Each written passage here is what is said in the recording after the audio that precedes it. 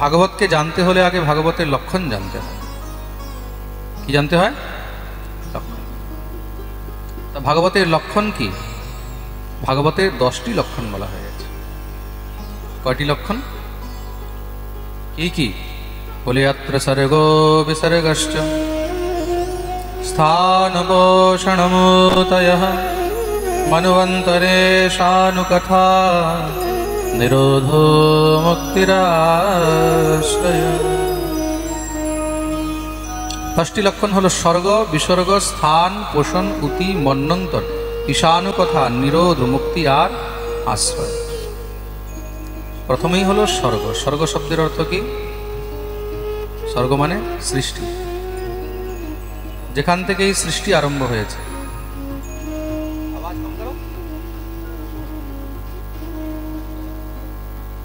যেখান থেকে সৃষ্টি আরম্ভ হয়েছে। সৃষ্টি কিভাবে হয়েছে? খুব মন দিয়ে শুনবেন। তখন এই জগতে কিচ্ছু ছিল না। উদাপ্লুতম বিশ্বমিদম তদাসীদ যন্নিদ্রয়া মীলিতদৃঙ্গমীলয় অহীন্দ্রতল্পেধিশয়ান একঃ কৃতক্ষণঃ স্বাত্মরতো নিরীহ। উদাপ্লুতম বিশ্বমিদম তদাসীদ, চারদিকে শুধু জলই জল। সেই জলের মধ্যে অনন্তের উপরে স্বয়ং ভগবান শ্রীহরি শয়ন করছে। ভগবানের ইচ্ছা হলো যে কিছু আনন্দ করা হবে। আপ্ত কামো যদুপতি, যার অন্তরে কোনো কামনা নেই তার মধ্যেও কামনা জাগ্রত হয়েছে। কিসের জন্য? বলে আনন্দের জন্য। এই কামনা কাকে নিয়ে হয়? খুব মন দিয়ে শুনবে। এই কামনা নিজের ভক্তদের ইচ্ছা, ভক্তদের উদ্দেশ্য পূর্তির জন্য হয়। কল্প কল্পান্তর ধরে, যুগ যুগান্তর ধরে, মন্বন্তরান্তর ধরে যেই ভক্তরা গোবিন্দকে পাওয়ার জন্য আশায় থাকে, ভগবান তাদের ইচ্ছা পূর্ণ করার জন্য তখন আবার নতুন করে সৃষ্টি আরম্ভ করে। এখানে প্রশ্ন এটাও আসতে পারে যে মহারাজজি, সৃষ্টি কি একবারই হয়েছে তারপরেই কন্টিনিউ চলছে? না, সৃষ্টি যে কতবার হয়েছে তারও কোনো হিসাব নেই। খুব মন দিয়ে শুনবে কিন্তু। সৃষ্টির মধ্যে এখন পর্যন্ত কত কল্প পেরিয়ে গেছে তারও কোনো হিসাব নেই। 3টি কল্পের বিষয়ে এখন পর্যন্ত আমরা জানি। এখন পর্যন্ত 3টি কল্পের বিষয়ে আমরা জানি, কেন কি 3য় কল্প চলছে। এটা প্রথম কল্প ছিল ব্রহ্ম, দ্বিতীয় হলো পদ্মকল্প, যেটাকে পদ্মকল্প বলা হয়। আর এখন 3য় কল্প হলো কি? प्रेम से बोलो।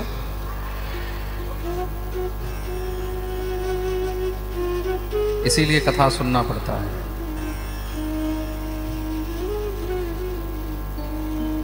इसीलिए कथा सुनना पड़ता है। प्रथम গেল ব্রহ্মকল্প, যেটাকে ব্রাহ্ম বলা হয়। দ্বিতীয় গেল পদ্ম, আর এই তৃতীয় হলো শ্বেত বারাহ কল্প। কি করলে এটা?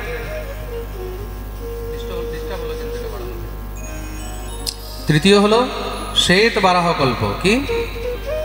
শ্বেত বারাহ।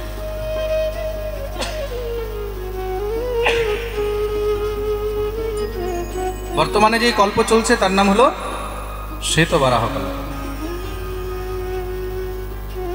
আর এই শ্বেত বারাহ কল্পের মধ্যে যে মন্বন্তর চলছে তার নাম হলো বৈবস্বত মন্বন্তর। বুঝলে? এগুলো মনে রাখতে হবে। যখন ব্রাহ্মণগণ সংকল্প করে, সংকল্পের মধ্যে এসব কিছু বলতে হয়। কল্প, মন্বন্তর, যুগ, যুগের কোন চরণ চলছে, তার মধ্যেও কোন সম্বৎসর চলছে, কত নাম্বারের সম্বৎসর চলছে, সম্বৎসরের নাম কি,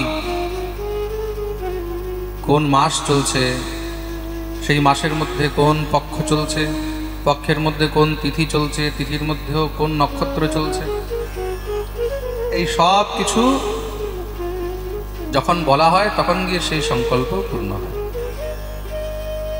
কি করে? বলে যেরকম আপনি কোনো অ্যাড্রেস দেন, তো অ্যাড্রেসের মধ্যে কি দিতে হয়? বলে স্টেট দিতে হয়। আগে কি স্টেট, কাউকে আপনি যখন চিঠি পাঠাবেন চিঠির মধ্যে আগে স্টেট দিতে হবে। তো বলে কোন স্টেট? বলে পশ্চিমবঙ্গ। তারপরে দিতে হবে জেলা, বলে কোন জেলা? বলে দক্ষিণ 24 পরগনা। তা দক্ষিণ 24 পরগনার মধ্যে কোন তহসিল বা কোন ব্লক? তখন ব্লক দিতে হবে, তাই তো। কোথায়? বলে ভাঙড়। ভাঙড়ের মধ্যে কোথায়? বলে ভাঙড়ে অনেক বড়। বলে কালিকাপুর। এবার কালিকাপুরও অনেক বড়, কালিকাপুরে কোথায়? বলে সাধু খাঁপাড়া। দেখা গেল তুমি কালিকাপুর অ্যাড্রেস দিলে, এখন তুমি পাড়ার নাম দিলে না, তাহলে কোথায় চলে যাবে? বলে অধিকারী পাড়ায় চলে যাবে, না হলে নস্কর পাড়ায় চলে যাবে, না হলে ঘোষ পাড়ায় চলে যাবে, তাই তো। আর কোন পাড়া আছে এখানে? পালপাড়া। হ্যাঁ, নাম না নিলে আবার পরে বলবে যে বাবা আমাদের পাড়ার নাম নিল না। পালপাড়া না? আরো কিছু আছে কি? শেষ তো? সবার নাম নিয়ে দিয়েছি কিন্তু। হ্যাঁ, কর্মকার পাড়া, হ্যাঁ ঠিক। আরো কিছু আছে? ব্রাহ্মণ পাড়া। হ্যাঁ, না বললে পরে ওগুলো দক্ষিণা দেবে না। তো বাবা আমাদের নাম নেয়নি, আমরা কেন দেবো? ঢালি পাড়া, অনেক ছোট। ছোট হলে কিলো 10 টাকা তো দেবে। প্রেম সে বলো।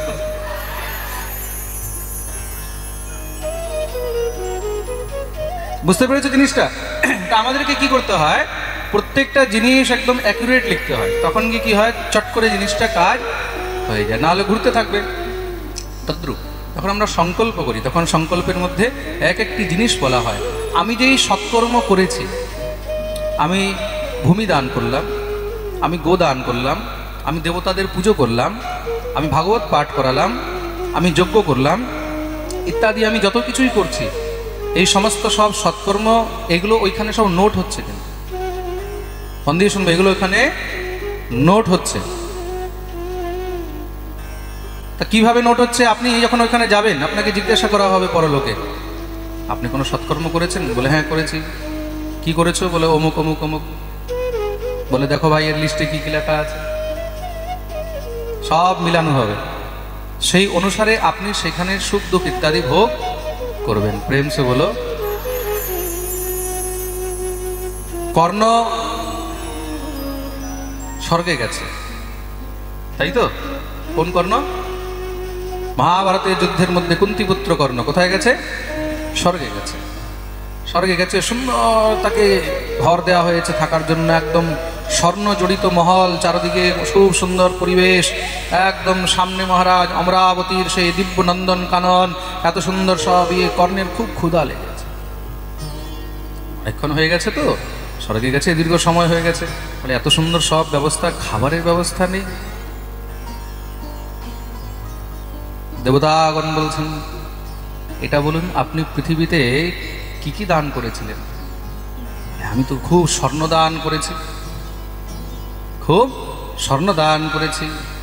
আচ্ছা, তা আপনি স্বর্ণ দান করেছেন, তার জন্য এখানে স্বর্ণই স্বর্ণ পাচ্ছেন। কখনো অন্নদান করেছেন? বলে আমি অন্নদান তো করিনি। অন্নদান না করলে তখন এখানেও অন্ন পাওয়া যায় না। আপনি যা দান করেছেন তার প্রতিরূপ এখানে পাবেন। কেন বলা হয় আমাদেরকে ঘরে অতিথি আসলে তাকে কিছু না কিছু না খাইয়ে যেতে দিতে নেই? কেন? অতিথি রূপে ভগবান তোমার পরীক্ষা করতে আসে। অতিথি দেব ভব বলা হয়েছে না? তা জীবনে যত পারবে তত খাইয়ে যাও, যত খাওয়াবে, যত মানুষকে অন্ন দান করবে, জন্ম জন্মান্তর পর্যন্ত তোমার খাদ্যের কোনো কমি হবে না। প্রেম সে বলো। কর্ণ কানতে লেগে গেছে, এই জিনিস তো আমি জানতাম না। বলে কখনো সৎসঙ্গ করেছিলে? বলে না। তার জীবনে শুধু অর্থ কামালে, টাকা কামালে, শুধু দান করলেই নয়, তার সঙ্গে সৎসঙ্গ করা উচিত। সৎসঙ্গ করলে কি হয়? সৎসঙ্গ করলে কর্তুম অকর্তুম অন্যথা কর্তুম, আমাদেরকে কি করা উচিত, কি দান করা উচিত, কোথায় করা উচিত, এগুলো সব তখন জানা যায়। এগুলো আমাদের বুদ্ধি বিবেকের মধ্যে আসে। তার জন্য যেখানে উৎসব হয়, মহোৎসব হয়, সেখানে মহারাজ সব প্রকারের দান করা উচিত। যার যেখানে যত সামর্থ্য, বলে আজকে প্রসাদ আমি দিলাম, মহাপ্রসাদের ব্যবস্থার জন্য আমি দিলাম। তুমি ভূমি দান করেছো, ভূমি পাবে। তুমি যদি ভূমি দান করেছো, জন্ম জন্মান্তর পর্যন্ত তুমি ভূমি পাবে, কখনো ভূমি ছাড়া হবে না। এই জিনিসটা মনে রাখবে। কিন্তু শাস্ত্র অনুসারে তুমি যা দান করেছো তার প্রতিফল তুমি পাবেই পাবে। আর তুমি যা দান করো পরজন্মে তার শতগুণ ফল তুমি অবশ্যই ভোগ করবে, এটার মধ্যে কোনো সংশয় নেই। তুমি যা দান করেছো তার শতগুণ ফল ভোগ করবেই। তুমি ভূমি দান করেছো, তুমি ভূমি পাবে। গৃহ দান করেছো, গৃহ পাবে। অর্থ দান করেছো, অর্থ পাবে। অন্ন দান করেছো, অন্ন পাবে। বস্ত্র দান করেছো, বস্ত্র পাবে। তুমি যা করেছো তুমি সেটা অবশ্যই পাবে। পরজন্ম তো ছাড়ো, এই জন্মেও তুমি তার সুখ ভোগ করবে। তার জন্য প্রত্যেক বস্তুর মধ্যে একটি দান এমন রয়েছে যেই দানের মধ্যে সমস্ত দান সেখানে লুকিয়ে রয়েছে, সেটা হলো গোদান। কোন দান? গোদান করলে, যেই জীব গোদান করে, গোদানকে সব থেকে শ্রেষ্ঠ কেন বলা হয়েছে? এই সংসারের মধ্যে যে গোদান করে, গোদানের মধ্যে ভূমি দান, স্বর্ণ দান, অন্নদান ইত্যাদি সবকিছুর ফল পাওয়া যায়। তার জন্য গোদান অতি শ্রেষ্ঠ দান বলা হয়েছে। প্রেম সে বলো। তা যেইখানে যেইভাবে তুমি পারবে সেইভাবেই তোমার সামর্থ্য মতন দেওয়া উচিত। কেউ বলছে মহারাজ আমার 2 টাকার সামর্থ্য আছে, আমি কি 2 টাকা দান করতে পারবো? নিশ্চয়ই পারবো। যার যত সামর্থ্য। একজন আছে সে 40টা রুটি খায়, একজন আছে যে 2টা রুটি খেতে পারে না, তার খিদা আছে 2টো রুটি, তো তার উপরে খেতেই পারে না। আরেকজন আছে তাকে 40টা রুটি দিলেও তার কোনো সমস্যা হবে না। তা সবার ক্ষুধা তো একরকম নয়, তদ্রূপ সবার দানের ক্যাপাসিটিও একরকম হয় না। প্রেম সে বলো। একবার তো আমাদের সঙ্গে এরকম ঘটনা হয়ে গেছে। আর ঘটনা হয়ে গেছে মানে এমন হয়ে গেছে, এক জায়গায় পাঠ করতে গেছি, তা আমি কোথাও গেছি হয়তো দুপুরবেলায়, এদিকে আমাদের এরা সব প্রসাদ পেতে বসেছে। আমাকে পরে এরা বলল ঘটনা, প্রসাদ পেতে বসেছে, তো ওইখানে শুধু আমাদেরই রান্নার ব্যবস্থা ছিল, অন্য কারোর রান্নার ব্যবস্থা ছিল না, কেন ওইখানে বাইরের লোকের প্রসাদের ব্যবস্থা ছিল না। তো কোনো একজন এসেছে, সে বলছে আমি একটু প্রসাদ পাবো। তা আমাদের নিয়ম হয় যে আমাদের যে বৃন্দাবনের যে টিম আছে আমাদের, তারা আগে প্রসাদ পেয়ে নিয়ে তারপর এবার যা বাঁচবে এগুলো প্রসাদ পাবে। তো আমাদের এই মহাপুরুষরা ওনাকে কৃপা করে সঙ্গে বসিয়ে দিয়েছে। कहाँ की बात है? বাজনা বাজনা এরা সঙ্গে বসিয়ে দিয়েছে, সঙ্গে বসিয়ে দিয়েছে, সঙ্গে বসিয়ে এবার ওকে এখন খাবার দিচ্ছে, রুটি দিয়ে যাচ্ছে। প্রথম ওকে জিজ্ঞাসা করছে কয়টা দেবো, বলছে 4টা দিয়ে দাও। 4টা দিয়েছে। আবার দ্বিতীয়বার জিজ্ঞাসা করতে এসছে কয়টা দেবো, 4টা দিয়ে দাও। 4টা আবার দিয়েছে। রুটি তো আমাদের তো লোক কাউন্টিংয়ে আছে, 10-12 জন, 10-12 জনের হিসাবে রান্না হয়। আবার গেছে, আর কিছু দেবো, বলে 4টা দিয়ে দাও। ও 4টার নিচে তো কথাই বলে না। এবার আমাদেরই মধ্যে একজন বসিয়েছিল, আরেকজন ওকে বলছে ভাই আমাদের খাওয়ার আগে একে কেন বসালি, আজকে আমরা খেতে পাবো কি না। আবার গেছে জিজ্ঞাসা, এখন যাকে বসিয়েছে তাকে তো খেতে দিতে হবে। আবার গেছে চতুর্থবার, বলে আর কিছু দেবো, বলে 4টা দিয়ে দাও। বলে 4 और दे दो। তারপরে গিয়ে এবার রুটি তো শেষ হয়ে গেছে, ওকে বলছে রুটি তো খতম हो गया और, बोले चावल ना है, অন্ন নেই, অন্ন, বলে হ্যাঁ আছে, বলে थोड़े से चावल और दे दो। আবার একটু অন্ন নিয়ে এসছে, তো 2 হাতা অন্ন দিয়ে এবার ওকে বলছে हुआ, बोले 2 चम्मच और डाल दो।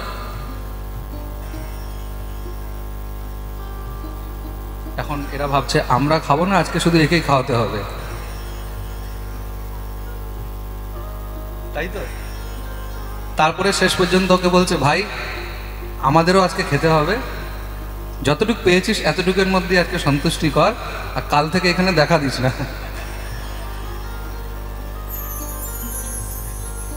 তা এরকম ঘটনা। তা আমি এদেরকে বললাম ফটো তুলে রাখতে, একটু আমাকেও দর্শন করাতে, কোন মহাপুরুষ ছিল। তা এরকম অনেক সময় হয়, ক্যাপাসিটি সবার একরকম নেই। প্রেম সে বলো। তো যার যত সামর্থ্য তাকে সামর্থ্য অনুসারেই গ্রহণ করা উচিত, আর সামর্থ্য অনুসারেই তাকে দেওয়া উচিত। প্রেম সে বলো। সবার একটা আলাদা আলাদা ক্যাটাগরি রয়েছে। যার 2 টাকা দানের সামর্থ্য সে 2 টাকা দান করবে, যার 2 লাখের সামর্থ্য সে 2 লাখ দান করবে। এইভাবেই এই সংসার পরিচালিত হয়। ভগবান ইচ্ছা করলেন যে বা কিছু নীলা করা হোক। তার নীলা তো একা একা সম্ভব নয়, তার জন্য একোহম বহুশ্যাম, এক থেকে অনেক হয়ে গেল। অনেক কি করে হলেন? ভগবানের নাভি থেকে একটি সুন্দর পদ্মফুল প্রকট হয়েছে, সেই পদ্মফুলের থেকে দিব্য এক দেবতা প্রকট হলেন। সেই দেবতার 4টি মাথা, নাম হলো চতুরানন। তিনি বুঝতে পারছেন না আমি কে, কোথা থেকে এসেছি। ঘোর তপস্যা আরম্ভ করলেন। কি তপস্যা? তখন তো কোনো মন্ত্র নেই, কিছু নেই। বেদের যে মন্ত্র ঋচা, এই ঋচাগুলো হলো স্ত্রীলিঙ্গ। খুব মন দিয়ে শুনবে, বেদ মন্ত্র ঋচা হলো স্ত্রীলিঙ্গ, ঋচা পুলিঙ্গ নয় কিন্তু। বেদের ঋচাগণ হলেন স্ত্রীলিঙ্গ। তার জন্য এই বেদের ঋচাগণই কিন্তু পরবর্তীকালে ভগবানের অর্ধাঙ্গিনী হইয়াছিলেন। তো মহারাজ সেই সময় কি দিয়ে তপস্যা করবে? সম্পূর্ণ বিশ্বের মধ্যে একটি শব্দ শুনতে পাচ্ছে, ব্রহ্মনাথ। কি? ও, আর কিছু না। অনন্ত আকাশে নাসার বৈজ্ঞানিকরাও যখন সেখানে গিয়ে ধ্বনি রেকর্ডিং করেছে, তখন ওখানে কি শোনা গেছে জানো? হ্যাঁ, আপনারা দেখবেন অনেক আর্টিকেলে ছেপেছে, অনেক নিউজের মধ্যেও দেখায় অনেক সময়। ওরা ওখানে একটি শব্দ শুনতে পেয়েছে, কি? ও, ব্রহ্মনাথ সবসময় চলছে। ওই ওম শব্দ উচ্চারণ করেই ব্রহ্মা তপস্যা করলেন। তপস্যা করে ভগবানকে পেয়েছেন, ভগবান দর্শন দিলেন। ভগবানকে জিজ্ঞাসা করছেন আপনি কে আর আমি কে? ভগবান বললেন আমি হলাম ব্রহ্ম, তুমি হলে আমার পুত্র। ব্রহ্মের বিকার, তার জন্য তুমি হলো ব্রহ্মা। বলিয়ে ব্রহ্মাজি মহারাজ কি। আমার জন্য কি আদেশ? বলে যাও তুমি সৃষ্টি করো। ভগবান তাকে সৃষ্টির ভার দিলেন। প্রভু আমি সৃষ্টি কি করে করব? আমার মধ্যে তো সেই বিবেক বুদ্ধি এসব কিছুই নেই, সেই জ্ঞান নেই। সৃষ্টির জন্য তো জ্ঞান দরকার। ভগবান তাকে উপদেশ করলেন 4টি শ্লোকে, আর এই 4টি শ্লোককেই চতুশ্লোকী ভাগবত বলা হয়েছে। তার মানে কি ভাগবত আজকের বস্তু নয়, সৃষ্টির আদি থেকে নিয়ে অন্ত পর্যন্ত ভাগবত ছিল, আছে আর থাকবে।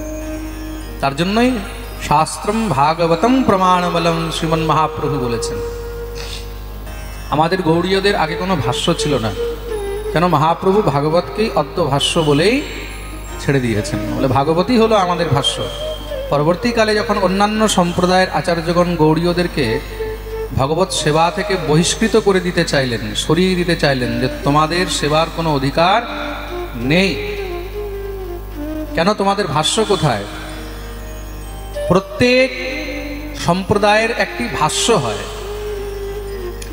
খুব মন দিয়ে শুনবে। সম্প্রদায়কে প্রতিষ্ঠিত করতে গেলে আজকে সবাই এই জিনিসটা ভালো করে বুঝে নেবে। এই যে অনেক সময় বৈষ্ণবরা, অনেক আচার্যগণ তারা যে বলেন যে না না এগুলো সম্প্রদায় নয়, এগুলো ছাড়খাড় সম্প্রদায়, এগুলো কোনো পরম্পরা নয়, এগুলোতে দীক্ষা নিতে নেই। কেন নিতে নেই? এবার বুঝে নেন। তা গৌড়ীয়দেরকে তখন অন্যান্য সম্প্রদায়ের আচার্যগণ, যেহেতু সবার একটি ভাষ্য আছে, ভাষ্য মানে নিজের সম্প্রদায়কে তারা প্রতিষ্ঠিত করেছেন।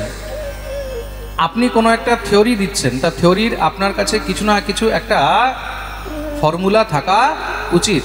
আপনি একটা ওষুধ আবিষ্কার করলেন, তা নিশ্চয়ই সেই ওষুধের কিছু না কিছু তো একটা ফর্মুলা থাকবে। কোনো ফর্মুলা ছাড়া কোনো ওষুধ হতে পারে না, পারে কি? হ্যাঁ, কিছু না। আপনি যদি একটা চূর্ণ বানাচ্ছেন, বলে কি বলে লবণ ভাস্কর চূর্ণ, তার মধ্যে একটা ফর্মুলা আছে।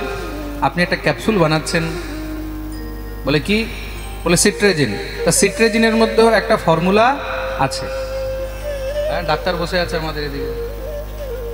সিট্রেজিনের মধ্যে একটা ফর্মুলা আছে, প্রত্যেক জিনিসের একটা ফর্মুলা।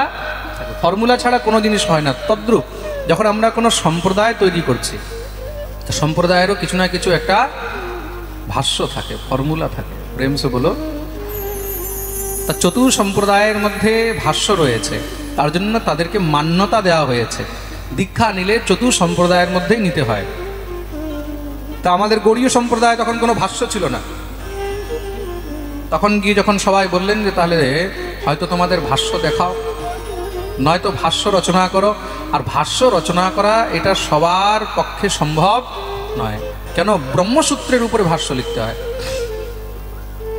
ভাষ্য কিসের উপরে? জোরে বলো। ব্রহ্মসূত্র। তা ব্রহ্মসূত্রের উপরে ভাষ্য অত সহজ নয়। শ্রুতি, স্মৃতি, পুরাণ ইত্যাদি নিয়ে একটা নতুন ভাষ্য রচনা, এ তো কোনো অদ্বিতীয় কোনো ভগবত অবতার বা ভগবত অংশ ছাড়া, ভগবত কৃপা শক্তি এগুলো ছাড়া অন্য কার পক্ষে সম্ভব নয় একটি ভাষ্য রচনা করা। তখন গিয়ে গৌড়ীয় সম্প্রদায়ের তৎকালীন আচার্য শ্রী বলদেব বিদ্যাভূষণ তিনি ভগবান শ্রী গোবিন্দ দেবের শ্রীচরণে প্রার্থনা করলেন। সমস্ত সাধু সমাজকে ডেকে সেখানে সবার চরণে বন্দন করে তিনি তখন শ্রী গোবিন্দ দেবের আদেশে ভাষ্য রচনা করলেন। আর তিনি এটা বলেনি যে আমি লিখেছি, তিনি এটাই বলছেন যে স্বয়ং গোবিন্দদেব এই ভাষ্য আমাকে দিয়ে লিখিয়েছেন, যার কারণে সেই ভাষ্যের নাম হলো গোবিন্দ ভাষ্য। জেনে রাখুন, যারা এখানে গৌড়ীয় বৈষ্ণব বসে রয়েছে, আমাদের ভাষ্যের নাম কি? জোরে বলো। হ্যাঁ, গোবিন্দ ভাষ্য।